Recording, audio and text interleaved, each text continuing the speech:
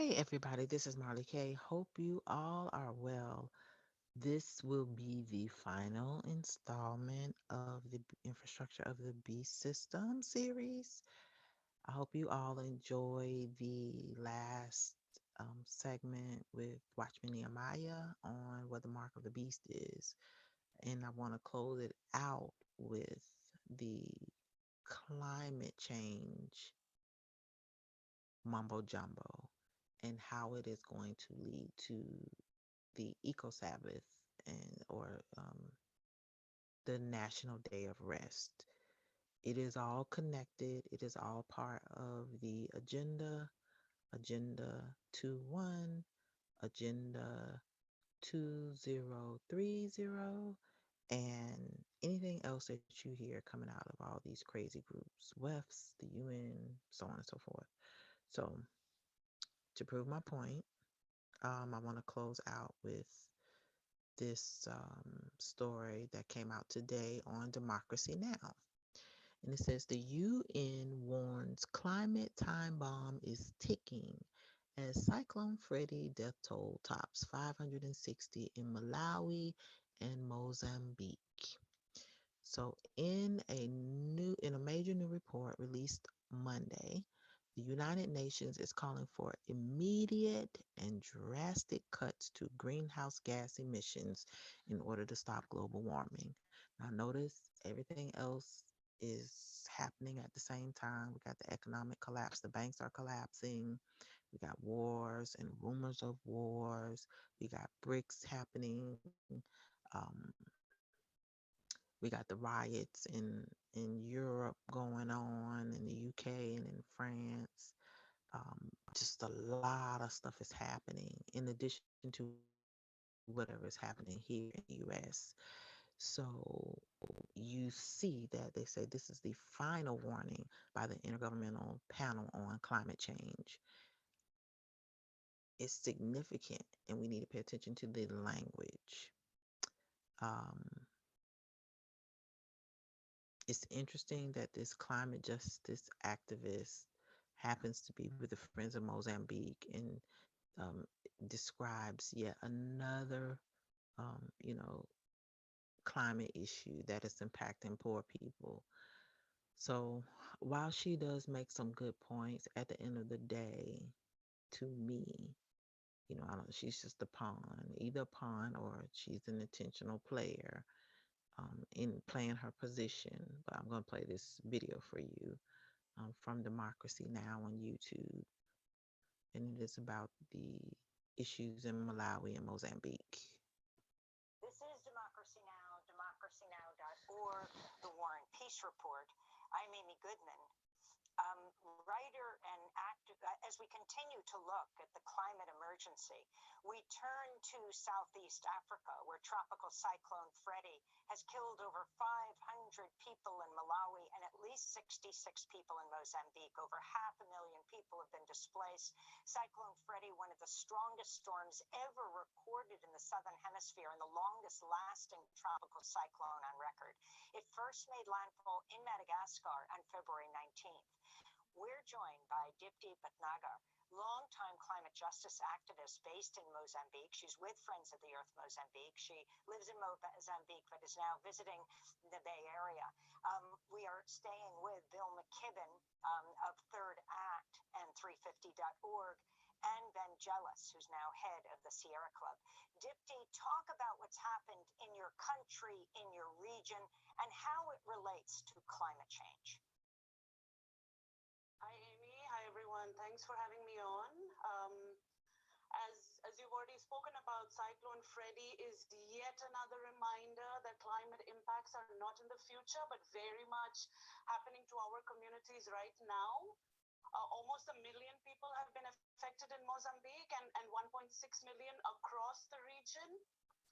And, this has come on top of what was already a cholera epidemic, what was already flooding happening in southern Mozambique, including affecting my own house in early February. The climate impacts were already happening. So when Cyclone Freddy hit for the first time around the 24th of February, and then it went back out again into the Mozambique Channel and then came back and hit again, This is hitting land that is completely saturated, hitting people that are completely saturated without any kinds of reserves.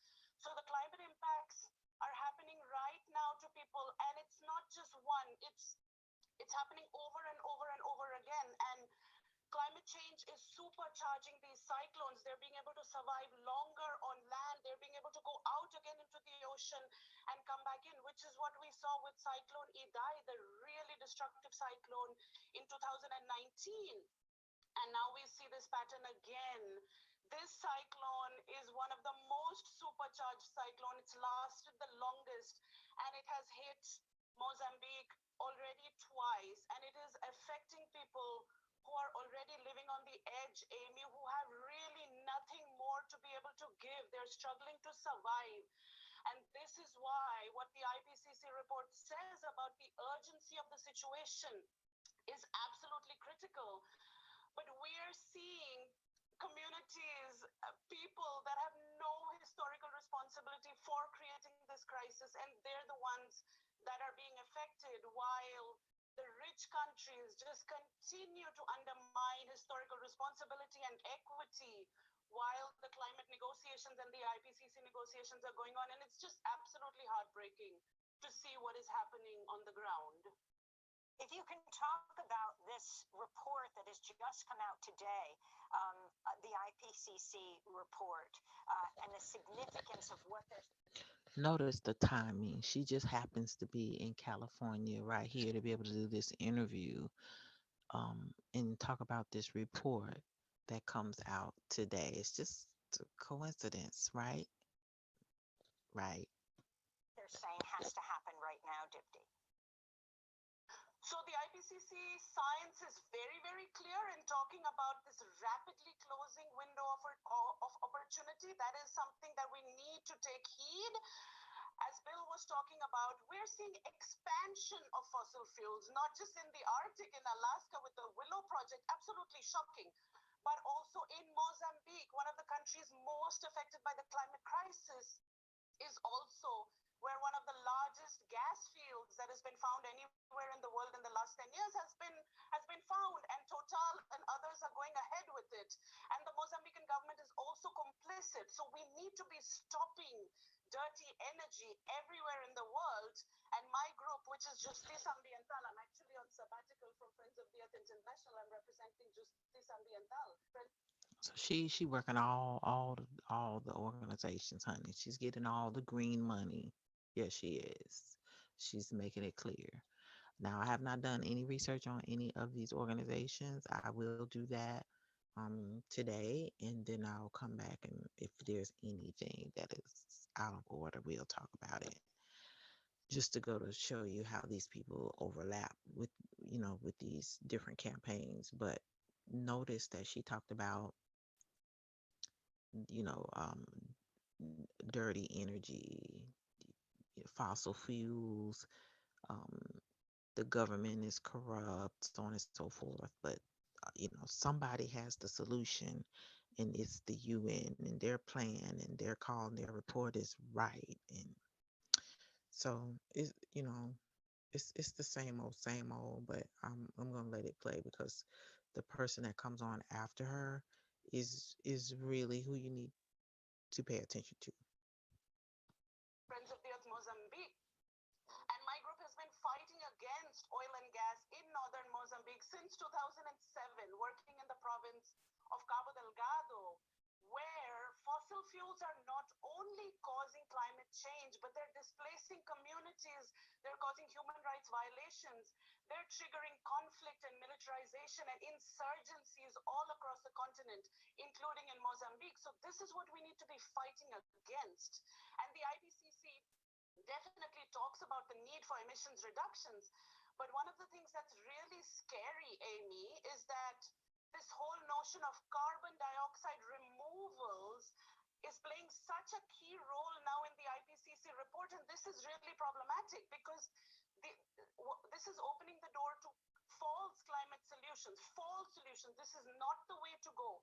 And what this is going to do is they're we're talking about overshoot. The word overshoot appears 23 times in the summary for policymakers in the IPCC report that's released today.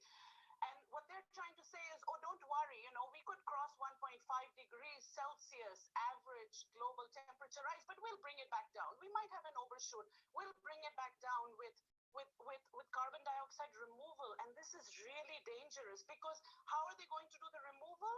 Why are they doing the removal? Because they do not want to stop fossil fuels. They want to continue business as usual. The elites want to continue to gain in the ways that they're doing.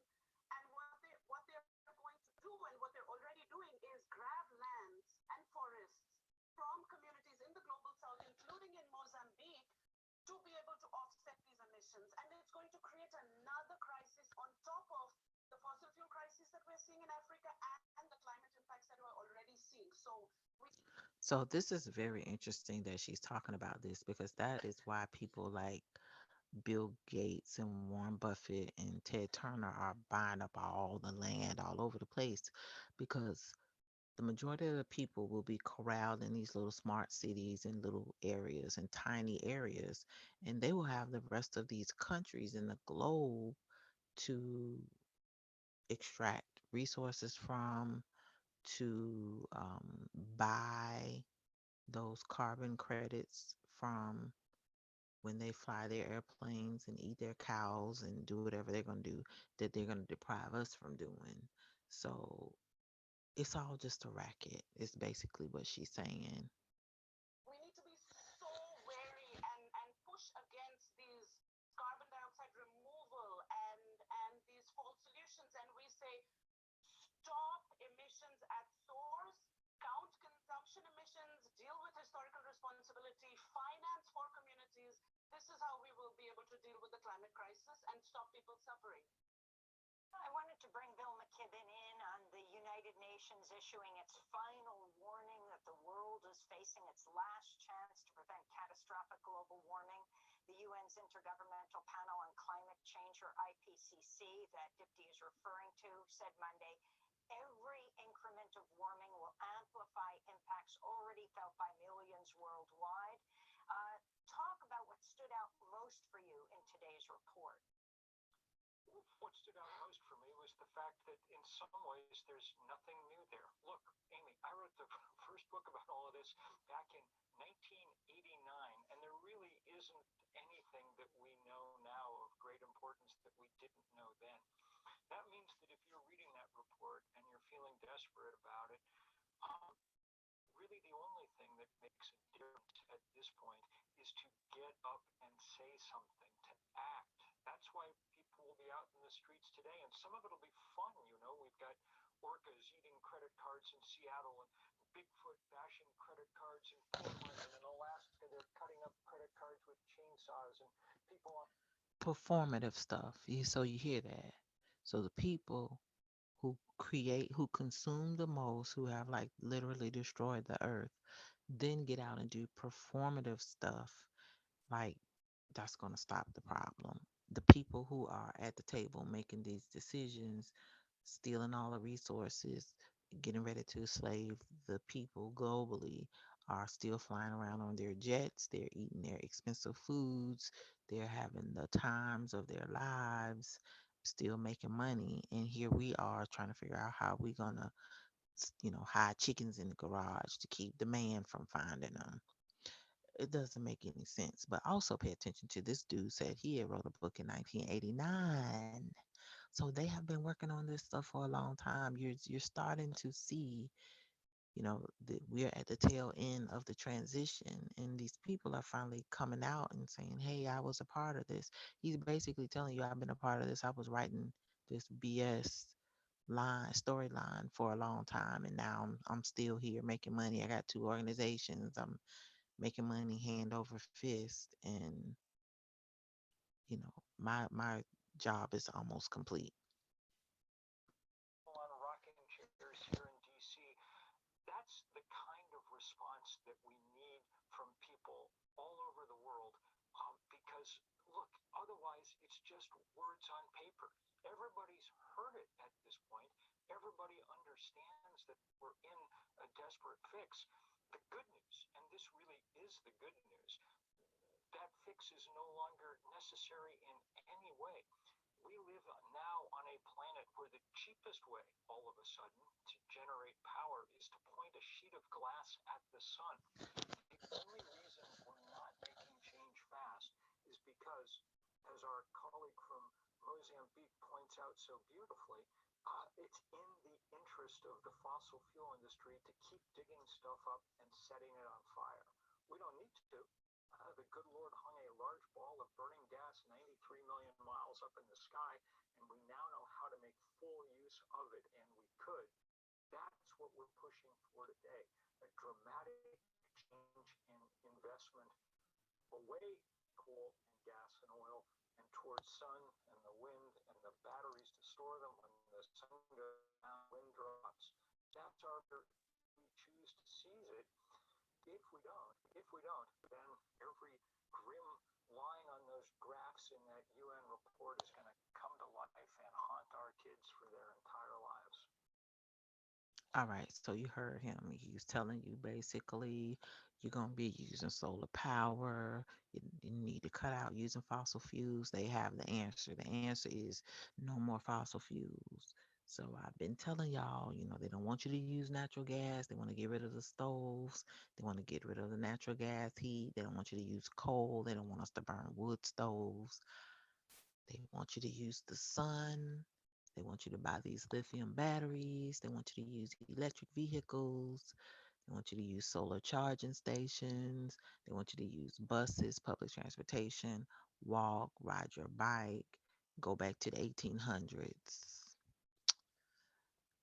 They are telling you, they're broadcasting it, what the plan is. So I hope you're paying attention. So you remember I was telling you about the sustainable development and sustainable communities. This is the part of that sustainable agenda talk. And, you know, it's not a coincidence that this happens. This report comes out and these people are ready to talk. It's all orchestrated.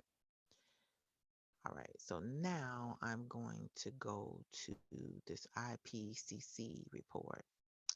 And so I'm going to let you listen to the IPCC climate crisis report that they talked about on Democracy Now! That delivered the final warning. So let's listen to this. Humanity is on thin ice, and that ice is melting fast. What does the synthesis report tell us? Well, it tells us, and we know that. Pay attention that there are no Negroes involved in this chicanery. Climate change is here now. It tells us that climate change is a real threat to human and planetary well-being. It tells us, of course, that these human and planetary well-being are one and the same.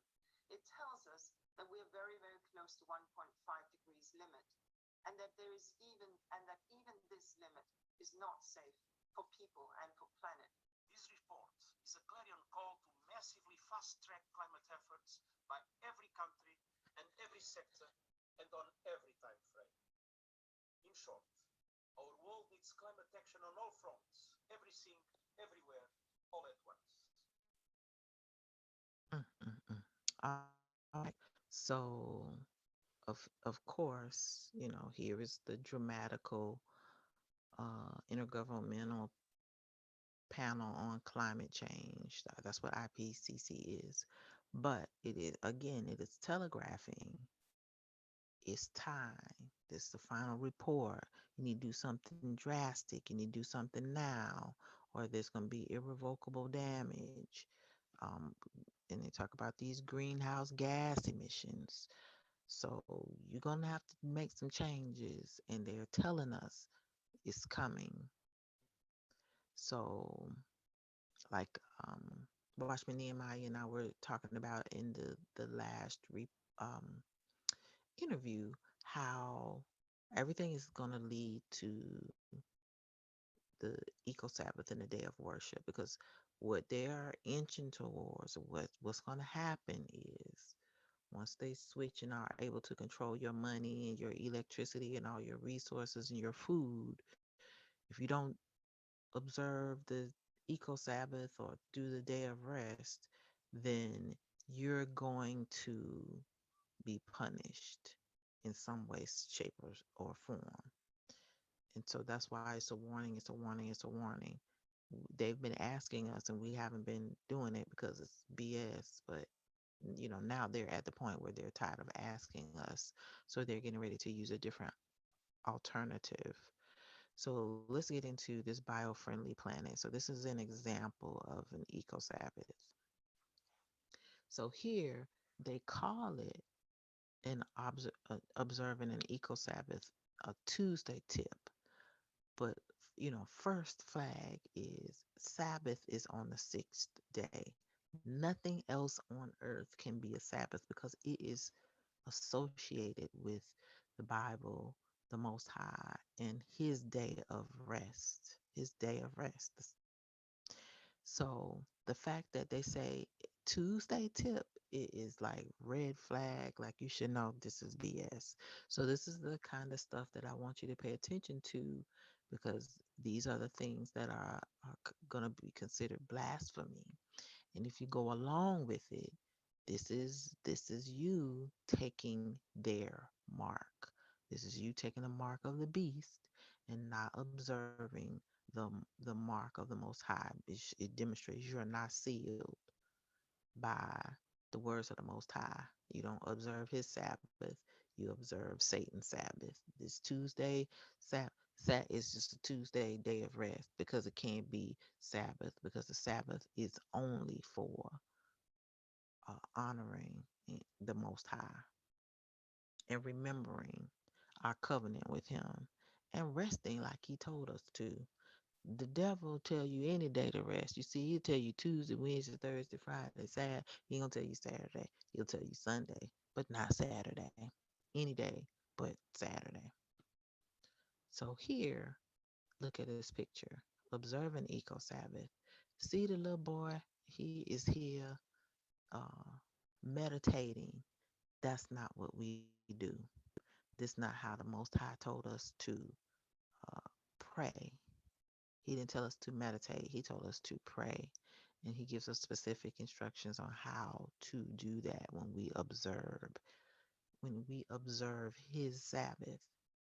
So here it says for 1 hour, one afternoon, or one day a week. Don't buy anything, don't use machines, don't switch on anything electric, don't answer your phone, and in general, don't use any resources. Your mind and planet will thank you. So they're basically taking principles that the children of Israel used in order to observe their Sabbath, the day of rest, and apply it to any day in any religion. So this is just one example, and I will put this site in the description so that you can just look at these different ways that you're going to be lured into addressing climate change and convinced for us believers, those of us who are children of the Most High, to break Sabbath. And when you break Sabbath, you are going to take that mark of the beast. So I'm giving it to you just like it is. And if you're not aware of what I'm talking about, um, the link to the previous video where Watchman Nehemiah went into great detail about what the mark of the beast is, tying it to the climate agenda and showing how I think we looked at one site with the uh, Green Sabbath Project was the site that we used to just go over how they're going to get us to um, take that mark of the beast. So this next site is Hazon. It's the Jewish Lab for Sustainability. It is an organization out of New York. And so I don't know when they had this meeting, but anyway, they have something called the Green Sabbath Project, and I think this is the same. Oh, look, Bill McKibben. That's the guy who was just on Democracy Now. And I'm trying to see if I saw the man's name, who I think Nigel Savage. I think that's his name. the guy who is over the Green Sabbath project. But anyway, they discussed a universal day of rest. And here it says the world stands at a threshold. A virus pandemic has done what decades of environmental activism and legislation has been unable to achieve, a consequential interruption of global production and demand. Previously unimaginable reductions have been temporarily enforced on flights, motor vehicle usage, oil production, air pollution, and more. The human and economic price of these temporary achievements has been catastrophic. However, with the structural injustices that have caused so much suffering have been only worsened by the devastating spread of the Rona. Wealth inequality, disparities in healthcare between different communities, weak or non existent protection for workers, a hyper capitalist system whose fixation on short term profit and insatiable growth makes it indifferent to long term individual and collective well being. Just a bunch of doggone words. Anywho, for those privileged enough with job security or sufficient savings, downtime with family, time for self care have been unexpected gifts. People have started gardens, bought chickens and bees. In numerous news stories and opinion pieces, people report on seeing through things that they previously assumed were natural and necessary. Self sacrifice on the altar of work, costly and endless preening, FOMO, fears of missing out, worship of celebrities, paying others to do things for us instead of doing them ourselves, infinite forms of distraction, escape, and vanity. So, anywho, it says since our problems intertwine with one another, holistic solutions are needed. A universal day of rest, a weekly eco-Sabbath, an ancient spiritual technology repurposed for collective ecological survival. Do you hear that? An ancient spiritual technology. That is not, the Sabbath is not an ancient spiritual technology, but y'all see how disrespectful they are. And the fact that Jewish people are associated with this is like mind blowing. But because we know they ain't the real people, we understand why this is even allowed to take place. So, green Sabbaths will provide a recurring greenhouse for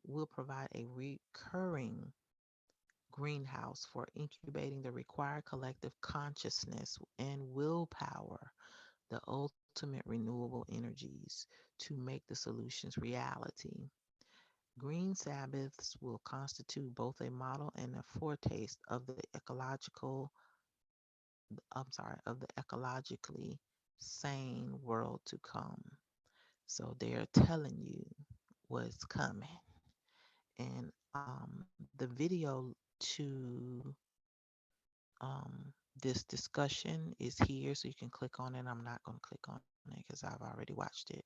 And then at the bottom of this page, the Green Sabbath Project, which is the site that we discussed during the discussion with Watchman Nehemiah and I, is here at the bottom of this page. So you can also click on that so that you can get some understanding. Again, take the time to go through these websites and look and understand what is going to happen, because you need to understand what the mark of the beast is going to look like, sound like, talk like, who's going to be affiliated with it. Get acclimated, because this is the language you are going to see and hear more and more and more when this transition finally occurs. The last page that I want to talk to you about is a site called Tablet. And here, in the last website, it called Sabbath an ancient technology. Here it says the Sabbath in an era of climate change, an ancient Jewish practice may help save us all. And so this came out in 2020. It's 2023, y'all. So again, notice how long these people have been practicing and writing about this stuff and talking about it, and just seeing it more and more and more. So this is from 2020, but I brought you a story today from Democracy Now! That came out today, associated with a report from the United Nations about climate change. So you're going to keep hearing this stuff about climate change, and you're going to see bits and pieces here and there, here and there. I'm not going to read this entire piece to you, but I want to read at least the first paragraph and go down to the last paragraph, because to me those are the two, um, the meat and potatoes in this. Um, and I will include this also in the description. We humans face a set of dire ecological crises, the result of what many now can call the uh, Anthropocene, I can't say that name, era, the era of human modification of Earth's planetary systems, also known as, you know, the Saxons done messed up stuff. These crises, global warming, altered weather, species extinction, the threats of various kinds of toxic pollution, the proliferation of garbage, soil erosion, desertification, declining freshwater supplies, and so on, constitute not only an absolutely real imminent threat to the future well being of humankind, but also, it seems, a modern manifestation of the various litanies of biblical curses. Um, y'all right on that. The multiplicitous nature of crises demand multiple solutions: political, economic, technological, psychological, ethical, behavioral, and even spiritual. All those other ones you could just get rid of, because the real thing is spiritual. You have a connection with the Most High, you wouldn't even be doing all this foolishness from the start. But because this Satan's world and Satan got a whole lot of people working for him, they do whatever they want to do, and then they try to enlist all these other solutions, which are never going to work. They've been using politics and economics and technology and psychological warfare and bad ethics and bad behavior. And now they're trying to say if we do something spiritual, it'll erase all the other wrong stuff that they've done. Equally needed is a holistic understanding of how we got to this calamitous situation, and how we avoid it in the future. Given their continued widespread influence, biblical religion and its offshoots offer one particularly compelling, promising solution: Shabbat, the Sabbath day of rest. A weekly ritual, both symbolic with real world impacts. Widespread observance of Shabbat done right could reduce environmental harm one by about 1/7. Notice they use the term seventh day of rest. The numbers just throwing me in much of the world, and provide a platform for ongoing meditating on our environmental sins and their consequences. Imagine if most of the world's monotheists, those who come from traditions that profess to observe a weekly Sabbath, but everybody don't observe a weekly Sabbath. Only believers observe Sabbath. Don't nobody else have no Sabbath. Sabbath came from our God, the Most High. So you see how they intertwine all this other stuff, and it's crazy. Along with anyone else who cared, chose for one day out of 7 to essentially eliminate their own harm to the environment on a consistent basis. This could prove to be one of the cheapest environmental solutions at humanity's disposal. So, in theory, more maximal Shabbat observance could produce a 14.3%, 1/7 reduction in carbon emissions. We don't even know where these numbers come from. We don't even know if this is real. It's just, y'all, I'm just saying. Reduction in carbon emissions without additional spending, new technologies, or unintended environmental consequences. 1 day out of 7 where emissions are nearly eliminated. Observing a truly full weekly Shabbat, doing nothing as it were. That's not what Shabbat is about. So, as you can see, everything about this is so wrong. But if you listen to it without the context provided by Watchman Nehemiah, you would think it sounds good. It sounds so good if you don't know the truth. It sounds so right if you don't know the truth. But my followers know the truth because I got it to y'all. So I'm just trying to scoop you on what things are going to look like going forward. So I'm not going to read all the rest of this. I will include this story in the description, but I wanted to close with this because this is the rub. The ancient rabbis said if the people, Israel, that's us, Yasharel, observed a single Sabbath properly, immediately would the son of David, i.e., the Messiah, come. And if Israel were to keep 2 Sabbaths in a row as properly as they should, then Messiah would come.